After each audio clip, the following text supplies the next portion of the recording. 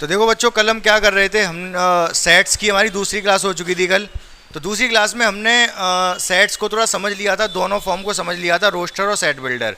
हिंदी में बोले तो रोस्टर और समुच्चय निर्माण किस तरीके से लिखना होता है। अगली एक्सरसाइज भी काफ़ी आसान है, उसको शुरू करेंगे। उससे पहले बंद कर दो, यही कर देंगे। उससे पहले हल्का फुल्का हम क्या देख लेते हैं, रिवाइज कर लेते हैं कल की क्लास का, ठीक है। तो मैं आपसे एक क्वेश्चन पूछता हूँ, आप उसका जल्दी से जवाब दे दो तो हम आगे की तरफ बढ़ जाएंगे। एस,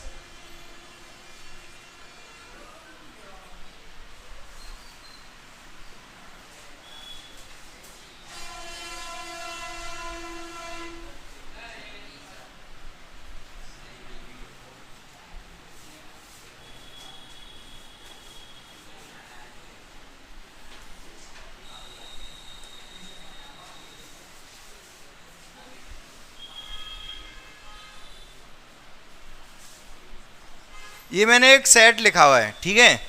यहाँ पर क्या लिखा है, x is an integer, integer बोले तो पूर्णांक। X is such that, x इस तरीके से है कि, एक्स इस तरीके से है कि, एक्स पहली चीज तो क्या है कि एक इंटीजर है भाई, इंटीजर मतलब पूर्णांक है। और दूसरा एक्स के साथ ये कंडीशन दे रखी है। ये कौन सी फॉर्मेट में लिखा हुआ है, ये जो समुच्चय है सेट है, कौन सी फॉर्मेट में, सेट बिल्डर में है, समुच्चय निर्माण में है। इसी सेट को आपको रोस्टर में लिखना है, जल्दी से लिख के बता दो। हाँ, अनुपात 4/2, 7, 7/2, 9/2। हाँ, तो मैंने कब कहा कि ये नहीं हो, 3, सोच लो फिर बताओ। तो बच्चों देखो, अब कैसे करेंगे इसको। पहले तो ये कितना है, ये माइनस का 3.5 है, और ये कितना है, ये 4.5 है। हमने क्या कहा, x इससे बड़ा हो और इससे छोटा हो, यही तो कहा है इसमें, ठीक है। और x क्या इंटीजर है, अच्छी बात है, इंटीजर मतलब पूर्णांक है। तो सारे इन दोनों के बीच में जितने भी पूर्णांक आते हैं सारे लिख दो। कौन कौन सा आता है इनके बीच में, माइनस का 3 आएगा, माइनस का 2 आएगा, माइनस का 1, 0, 1, 2, 3, 4, ये सारे आएंगे। हो गया रोस्टर में।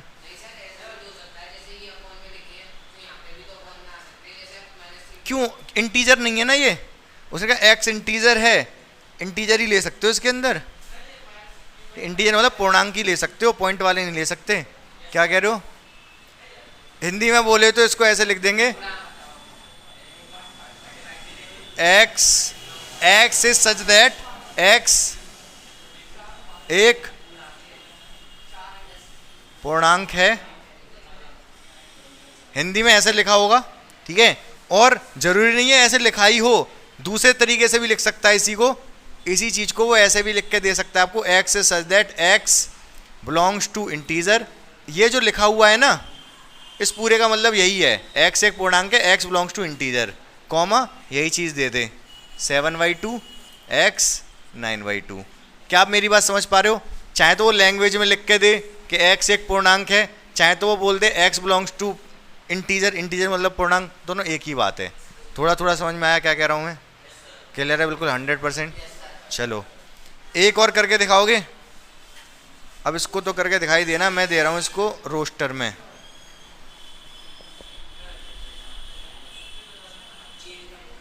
हाँ, दे हल्का अच्छा सा बना के दूं, दिमाग लगाना पड़े, ठीक है।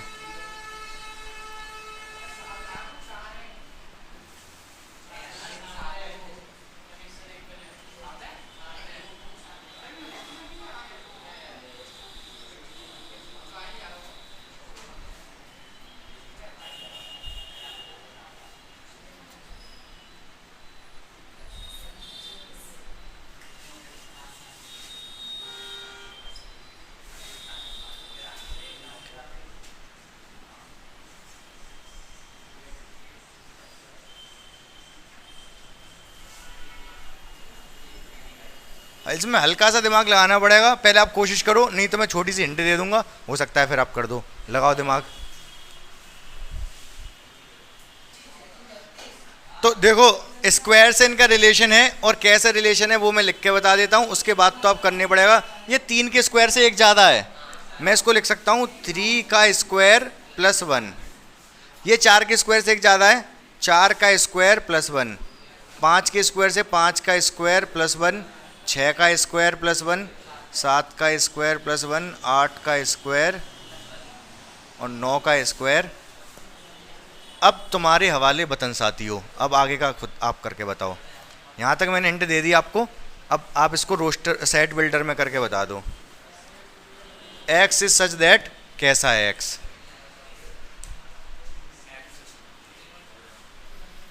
तो x is such that, x कैसा है? एक्स बराबर है, ये चीज़ बदल रही है 3 4 5 6, इसी को मैं एन लिख दूँ। ये जो बदल रहा है 3 4 5 6, इसी को मैं एन लिख दूँ। एन का स्क्वायर, सबका स्क्वायर तो एन का स्क्वायर प्लस 1 सब में है ही है। तो एक्स क्या लिखा मैंने? एक्स बराबर है एन स्क्वायर प्लस 1। सही बात है, बोलो हाँ या ना? ठीक है, अब एन को डिफाइन करना पड़ेगा। एन एक्चुअल में है क्या? एन है भाई हमारा नेचुरल नंबर। 3 4 5 सारे नेचुरल नंबर हैं, और कहाँ से कहाँ तक के हैं? 3 से लेके 9 तक।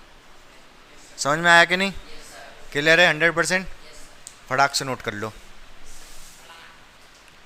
अगला सवाल ये है जो ऊपर लिख रहा है, एक एक्स सेट है, समुच्चय है, जो कि ये है। ठीक है, इसके एलिमेंट्स अवयव क्या हैं? 1/2, 2/3, 3/4, 4/5, 5/6। ठीक है, ये इसके एलिमेंट्स हैं। आपको इसको समुच्चय निर्माण में सेट बिल्डर फॉर्म में लिखना है। हल्का सा दिमाग लगाना पड़ेगा, हो जाएगा। आप लगा के देखो, हो जाए तो ठीक है। समझ गए क्या करना है? समुच्चय निर्माण में लिखना है इसको।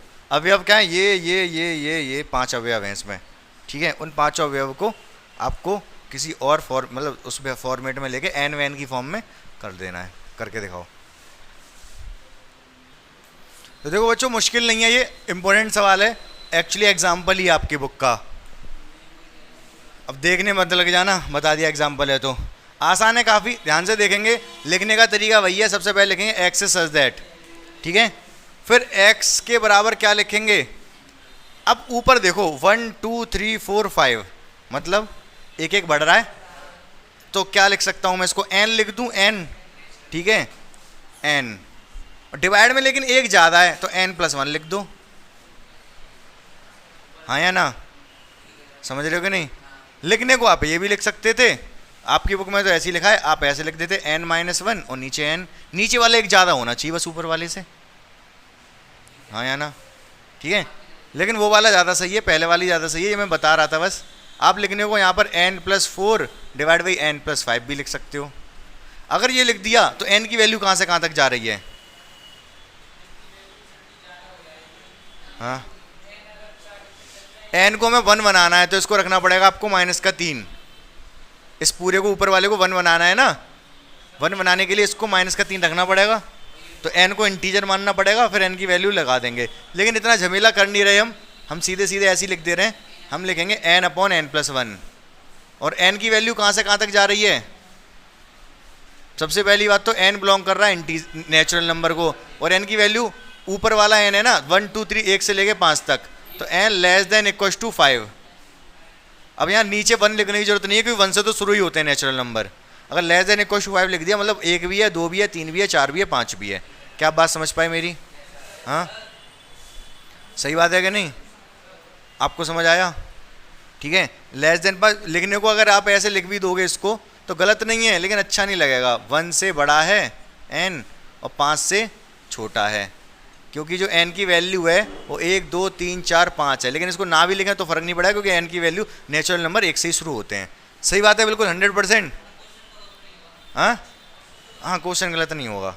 ठीक है, एक क्वेश्चन मैं अपनी तरफ से दे रहा हूँ, इसको आप कर सकते हो बहुत आसानी से। ध्यान से सोच समझ के करना। ठीक है,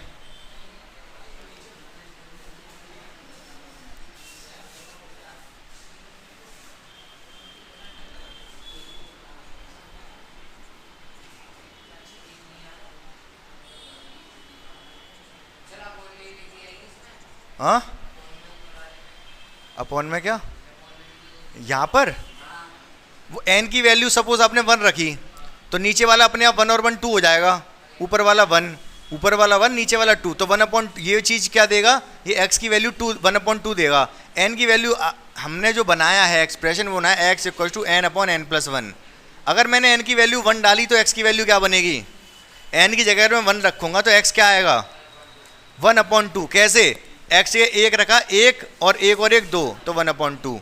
अगर मैंने एन की जगह 2 रखा तो एक्स क्या बनेगा?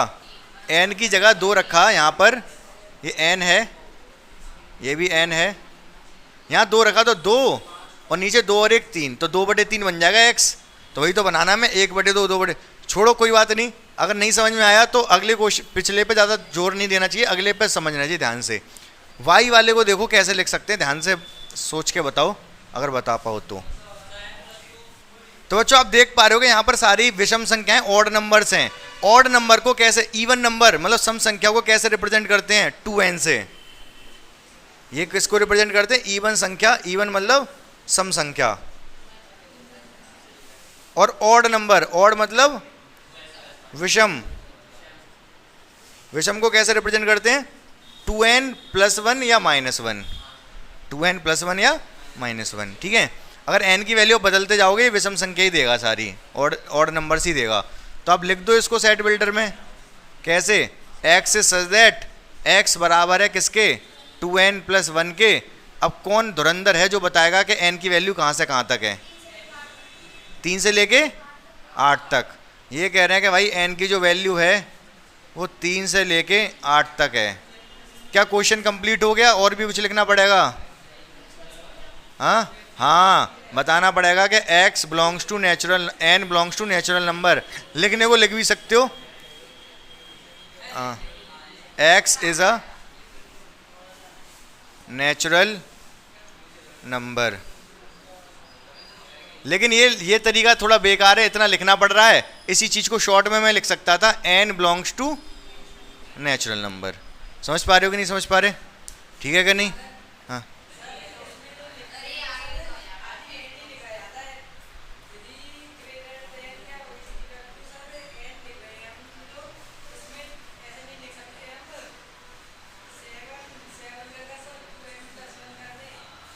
मतलब क्या?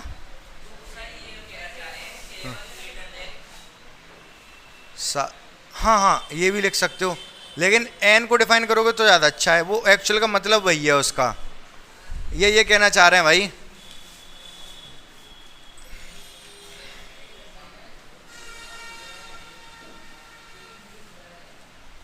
देखो ये कह रहे हैं कि x is such that x बराबर है इसके, और हमें n की वैल्यू कहाँ से कहाँ तक? 3 से। अगर मैं 3 रखूंगा तो 3 दूनी 6 और 1 7 देगा, और 8 रखूंगा तो 17 देगा।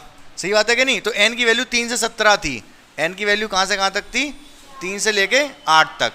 ये कह रहे हैं कि भाई इसको ऐसे लिख दो, 2n + 1 की वैल्यू 7 से लेके 17 तक।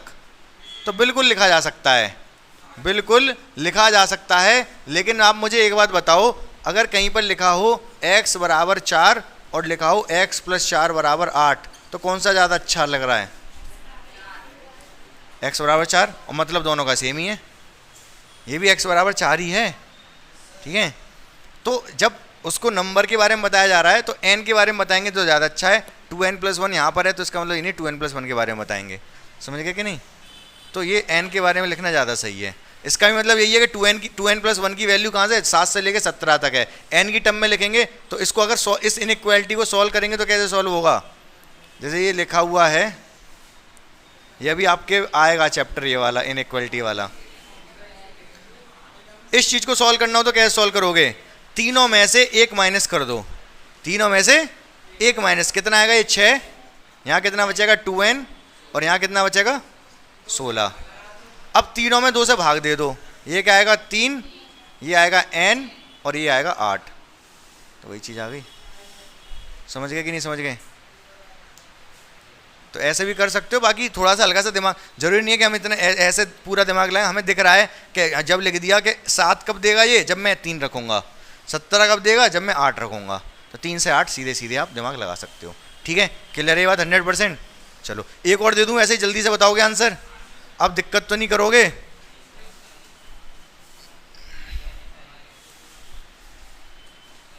बाकी आपकी एक्सरसाइज में जो क्वेश्चन थे वो आपको करके लेके आने थे, लेकिन आप भूल गए करना। आप करके लाए हो? सारे हो गए? अच्छा,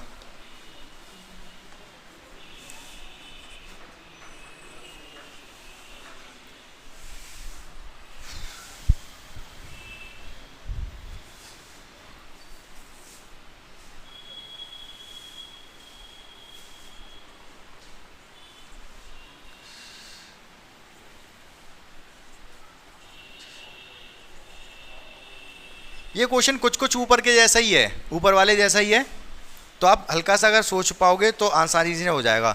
जो पैटर्न ऊपर था कुछ कुछ उसी के जैसा पैटर्न है। तो क्या आंसर आया इसका? हाँ ऋतिक रोशन आप बताओ। तो x is such that x बराबर है किसके? 4n + 1 के। n क्या है? एक नेचुरल नंबर है। n की वैल्यू कहाँ से कहाँ तक है? n की वैल्यू 1 से, जरूरी नहीं <7 भी लिख देते तो काफी था, नेचुरल नंबर 1 से ही शुरू होते हैं। ठीक है ना, समझ में आ गया अब ये कॉन्सेप्ट। दिक्कत जो होती है वो इसी में होती है, किससे? रोस्टर से सेट बिल्ड। हाँ कर लो कर लो। अब देखो बच्चों, अगली एक्सरसाइज करने के लिए हमको 2-3 चीजें समझनी है, काफी आसान आसान है, उससे ज्यादा कुछ आसान है नहीं है। सबसे पहले एम्प्टी सेट। क्या? एम्प्टी सेट, हिंदी में बोलते हैं इसको रिक्त समुच्चय। क्या? रिक्त समुच्चय। क्या होता है भाई ये? समुच्चय में सबसे बड़ा रोल इसी का है, रिक्त समुच्चय का। यही कंफ्यूजन क्रिएट करता है, बाकी और कोई कंफ्यूजन क्रिएट करने वाला है नहीं यहाँ पर। तो इसका मतलब ये होता है कि अगर मैंने कोई सेट लिखा, सपोज उसका नाम है ए, और इस सेट में क्या लिखा? कुछ नहीं, खाली छोड़ दिया, तो क्या है? ये रिक्त समुच्चय है। ठीक है, अब ये रिक्त समुच्चय है, ठीक है, कोई दिक्कत नहीं है, लेकिन इसको डिनोट करते हैं फाई से। किससे डिनोट करते हैं?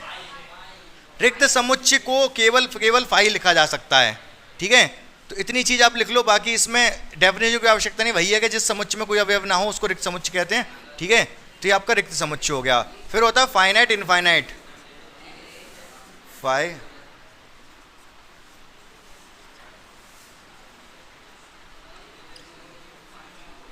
फाइनाइट इनफाइनाइट सेट, परिमित और अपरिमित। क्या होगा भाई? ये मैंने एक सेट लिया, कौन? एक सेट लिया मैंने ए, एक सेट लिया मैंने बी। इसमें लिखा मैंने 2, 4, 6, 8। एक दूसरा सेट लिया, इसमें लिखा मैंने 2, 4, 6, 8 ... ये कैसा है? दूसरा वाला कैसा है? इनफाइनाइट है, अपरिमित है। और ऊपर वाला कैसा है? परिमित है। तो इसमें कोई दिक्कत वाली बात है नहीं। ठीक है, दूसरा पॉइंट ये, पहला पॉइंट ये, दोनों में कोई दिक्कत वाली बात नहीं होगी। तीसरा देखते हैं हम, equal set. Equal set, equal set को हिंदी में बोलते हैं समान समुच्चय। ठीक है, तो क्या होता है भाई इक्वल सेट? अगर मैं कहूं कि 2 सेट है मेरे पास ए, इसमें लिखा हुआ है ए बी सी, और एक सेट है दूसरा बी, इसमें लिखा हुआ है सी बी ए, क्या ये दोनों इक्वल हैं? हाँ हैं। एक और सेट लिखा मैंने सी, इसमें लिखा हुआ है सी बी ए बी। हाँ, तीनों इक्वल हैं। सी वाला नहीं है, ए बराबर है बी के, लेकिन सी भी बराबर है ए के ही, मतलब ए और बी के तीनों ही बराबर हैं।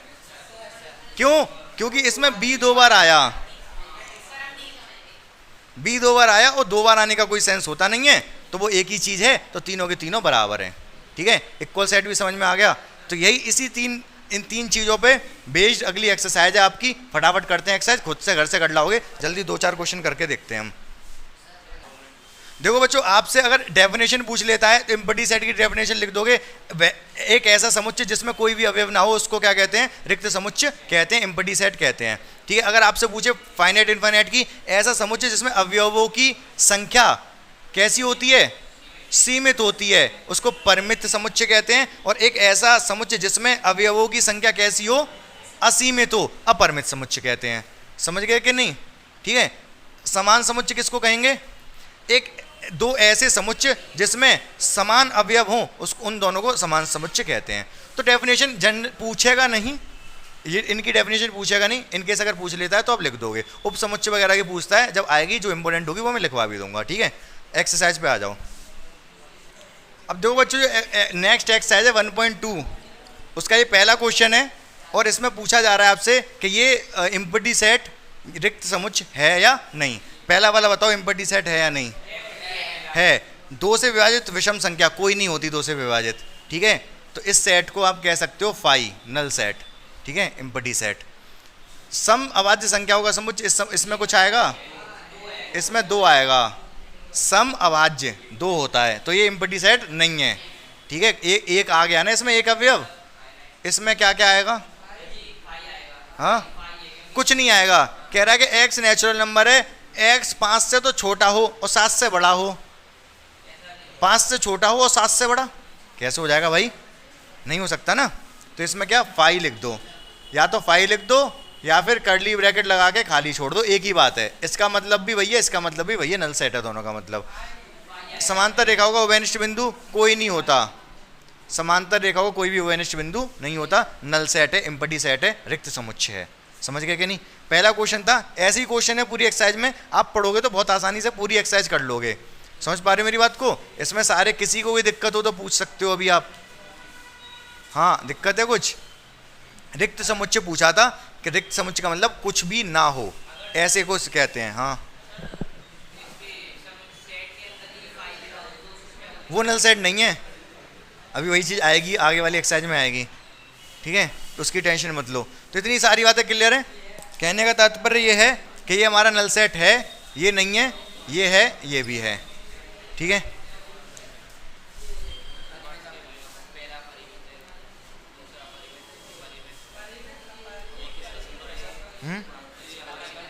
ये है सबसेट का, उपसमुच्चय का।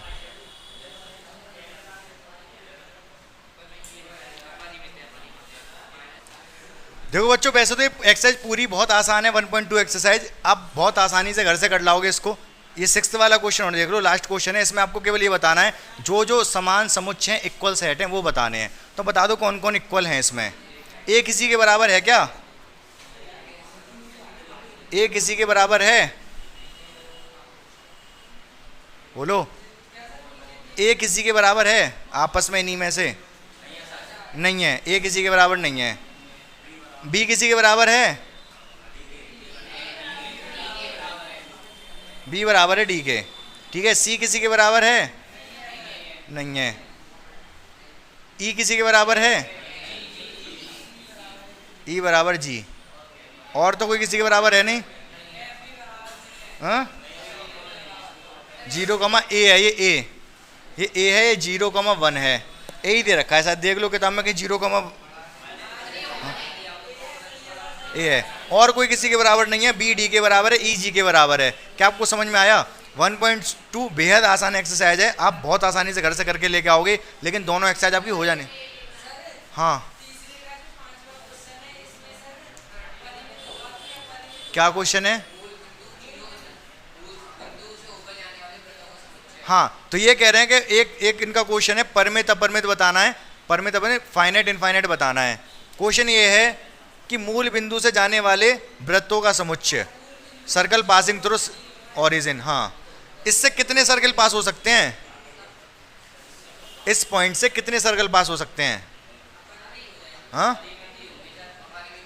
बहुत सारे, इस पॉइंट से बहुत सारे सर्कल पास हो सकते हैं। कौन से बना के दिखाऊं, एक ये हो गया, एक ये हो गया, इधर घुमा लो, इधर घुमा लो, बहुत सारे हो जाएंगे। तो एक पॉइंट से तो इनफाइनाइट सर्कल जा सकते हैं, तो इनफाइनाइट हो जाएगा इसका। 2 होते तो चलो, इसमें तो एक ही पॉइंट दिया है। अगर वो कहता दो बिंदुओं से जाने वाले वृत्तों का समुच्चय, फाइनाइट इनफाइनाइट, परिमित है, 2 पॉइंट से कितने सर्कल जा सकते हैं। हाँ दोनों पॉइंट से जुड़ा होना चाहिए। परिमित है, परिमित है तो कितने सर्कल पास हो सकते हैं दोनों से, एक ही नहीं। हाँ अच्छा, ध्यान से जल्दी से मेरी बात को बताना। एक पॉइंट अगर दे रखी है, एक पॉइंट दे रखा है, इससे कितनी लाइन पास हो सकती हैं? अनंत। 2 पॉइंट दे रखे हैं, इससे कितनी लाइन पास हो सकती हैं? केवल एक। चलो ठीक है। 1 पॉइंट दे रखा है, कितने सर्कल पास हो सकते हैं? 2 पॉइंट दे रखे हैं, कितने सर्कल पास हो सकते हैं? अनंत।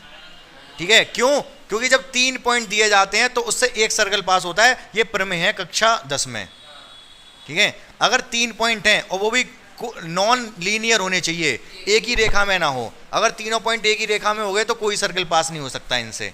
ठीक है, अगर तीनों नॉन लीनियर है तो एक सर्कल पास हो सकता है, और 2 पॉइंट अगर हैं तो इससे इनफाइनाइट सर्कल पास हो सकते हैं। आप कहोगे बना के दिखाओ। ठीक है, एक तो ये हो गया, एक ये हो गया, एक थोड़ा रेडियस ऑफ कर्वेचर और मैंने कम कर दिया। चलो दोबारा से बनाता हूं। ठीक है, रेडियस ऑफ कर्वेचर बहुत ज़्यादा है यहाँ, थोड़ा मैंने और इसको कम कर दिया।